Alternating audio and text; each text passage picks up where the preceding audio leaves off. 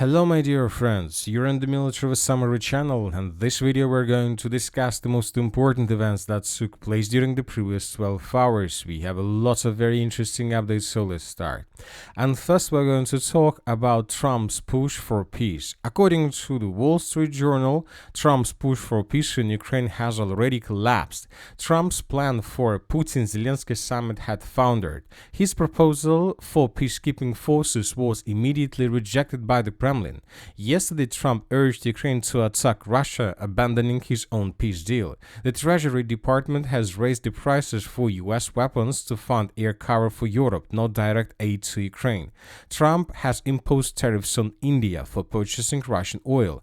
No U.S. soldier will serve in Ukraine. They will only assist European forces. So these days, we've seen a lot of updates, a lot of statements that tell us one important thing, that most likely nobody is going to stop this war. Another important detail is coming from the United States of America. U.S. Secretary of State Rubio and Zelensky's office chief Yermak discussed security guarantees for Ukraine at advisory meeting. The parties plan to finalize the guarantee model by the end of the next week. This is very important, and it is very important to understand the details of this model. The details of the security guarantees are currently being worked out by two subgroups, political and legal and purely military. Military guarantees in particular consist of the supply of weapons, financial support for the defense forces, the exchange of intelligence, and the provision of exercises and training missions. So anyway, we see that this is some kind of model when Ukraine will be a part of NATO, but probably not legally recognized as a part of NATO. Ukraine will have its own paragraph, some similar to paragraph 5 of NATO agreement, and if war starts between Russia and Ukraine once again, the Western countries will be forced to involve and to start fighting with the Russian Federation. And the Russians for this have their own answer, have their own probably opinion.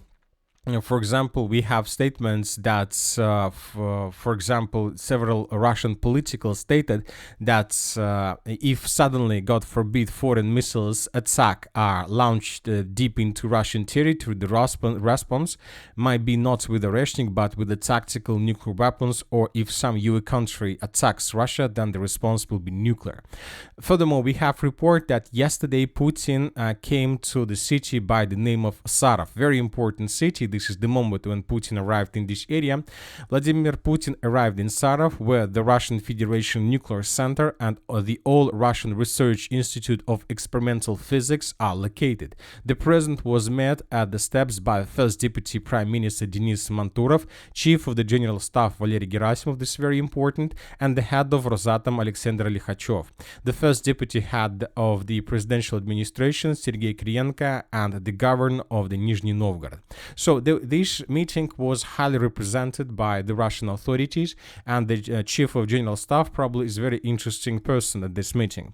So the Russians, by all these signals, are trying to tell the Western countries that if you go in wrong direction, the Russians may start using nuclear weapons in probably even this year.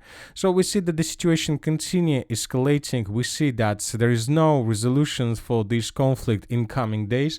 Anyway, let's wait and see what is going to be next. But obviously, this autumn, the coming autumn and winter of 2025 are going to be very, very hot. Now let's discuss the situation on the ground. We have a lot of very interesting changes. And first let's talk about the Zaporozhye direction. According to information we have, the Russians were slowed down by Ukrainians. So I would like to remind you that during the previous days, the Russians launched full-scale and probably major offensive operation in the Zaporozhye direction with the purpose to take as many as possible villages on the way towards the road R85 and then to cut two cities of Pokrovsk and Gulyai-Polye in two different areas and then to handle with every single area separately.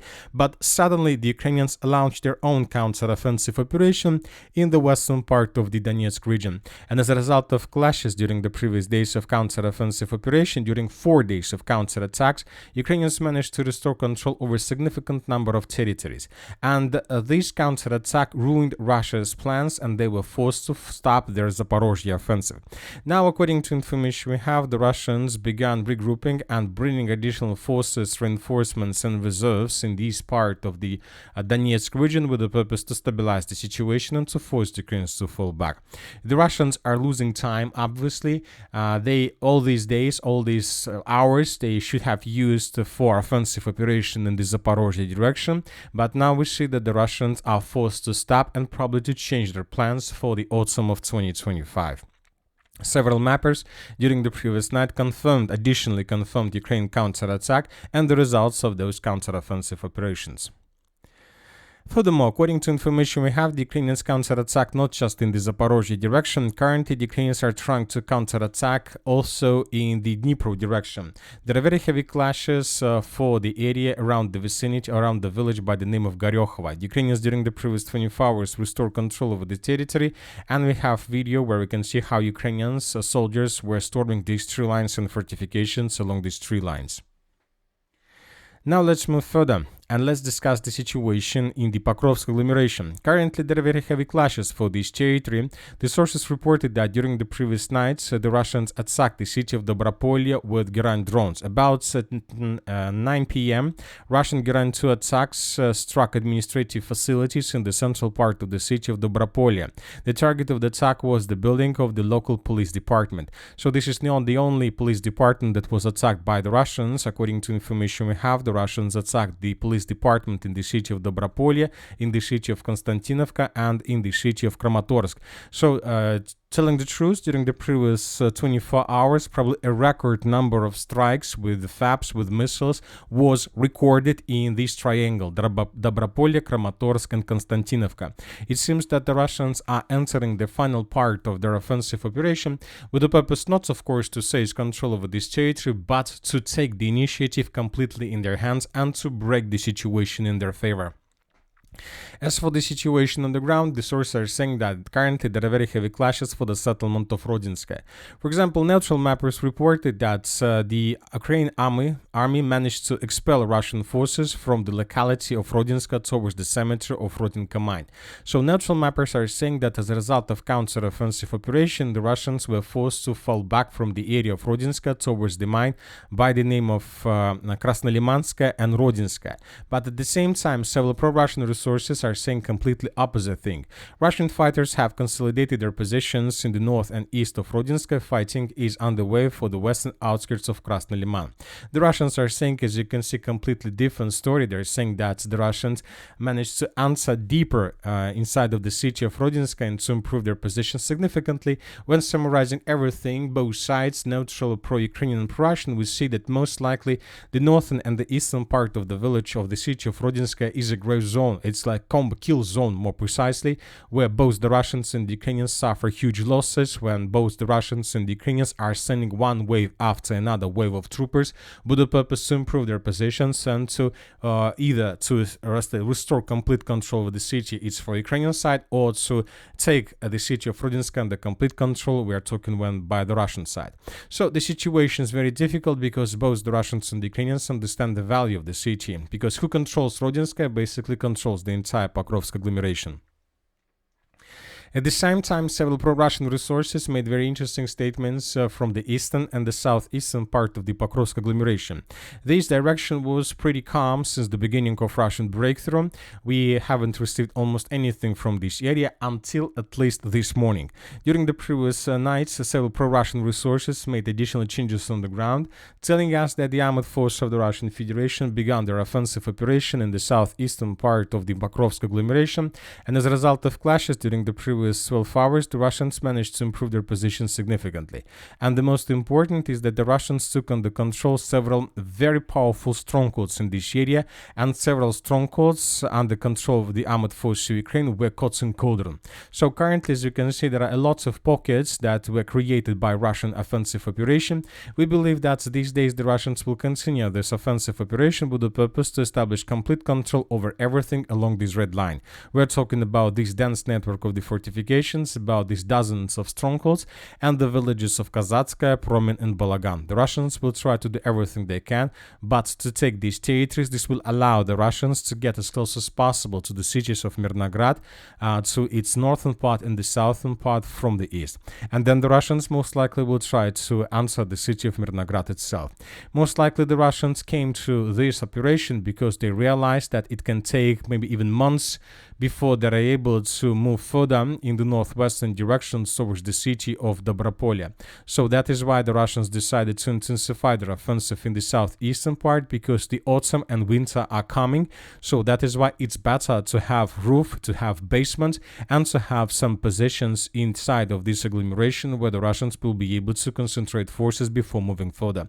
So the final, or the most important stage of the storm assault operation of the Pokrovsk agglomeration has begun. Now let's move to the city of Konstantinovka. There are very heavy clashes, and as I told you, during the previous 12 hours, the biggest number, a record number of strikes was recorded. Fiery hail in the Kramatorsk, 40 strikes on Ukrainian targets. 30 explosions in 72 minutes thundered in Kramatorsk, the city consul first reported. Now local resources report that about 40 bomb strikes have already been carried out. So the Russians are bombing and attacking, trying basically reduce the entire Slaviansk, Kramatorsk, Konstantinovka, Pokrovsk agglomeration till ruins. Dozens of bombs are being used by the Russians, and we have some geolocations that confirm the use of significant number of bombs in the area of the city of Konstantinovka and Kramatorsk. Lots of explosions, and we understand that this is already a final stage of Russian offensive. The stage when the Russians are not going to say the complete control over the territory, but the stage when the Russians are trying to take the initiative completely in their hand, and after this stage the Ukrainians will only retreat and retreat and retreat, and the retreat is going to be faster and faster and faster. So that is why the Russians increasing their firepower with all types, all means they have. During the previous 24 hours, nothing special was recorded in this area, just artillery strikes, no changes on the ground, but as we know, currently there are very heavy clashes. The only changes are recorded to the northwest of the city of Chasiv Yar. Here we might see how Ukrainians were attacking Russian troopers along this dense network of the fortifications, which confirms Russian control over the territory. We see that the Russians are trying to advance in the direction of Drushkovka along the railways, also from the northwestern part of the city of Chasiv Yar. So once again, today I would like to remind you that yesterday was a day of Russian national flag. Today is the day of Ukrainian national flag, so that is why we expect very interesting updates today. And tomorrow is the Independence Day of Ukraine. So maybe this is the reason why the president of the Russian Federation today decided to visit the, let's say, nuclear center of the Russian Federation. Maybe these days, today or tomorrow, the Russian Federation will test new weapons to show the Western countries and to show Ukraine that most likely there is no sense to continue the special military operation, and that it's time to start negotiation process, real negotiation process on the Russian terms. And that's it for the short video. Military Summary channel reminds to condemn any violence in the world. Thank you for watching, subscribe to my channel, put your likes on my Patreon, and have a good day. Bye bye.